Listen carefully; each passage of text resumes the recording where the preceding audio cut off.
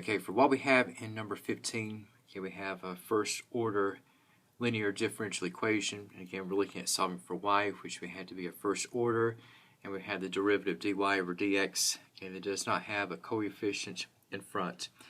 And we have for the sum of the terms, we have 3x squared e to the negative 3x. And with this particular problem, okay, we can use the integrating factor. Okay, so we have for a y term, we have just the numerical coefficient 3, and as you look at the integrating factor, we have e to the integral of 3 dx, and thus we have for the integrating factor, okay, that's going to be e to the 3x. And as we look at multiplying these terms out, okay, we have e to the 3x dy over dx,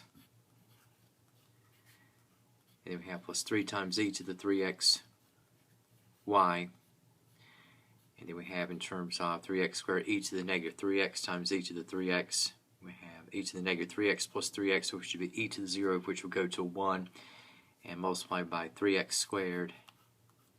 And this is what we have thus far. And now for what we have to the left, again, it's going to be the product rule expansion of e to the 3x, our integrating factor, times the variable we are solving for, y. And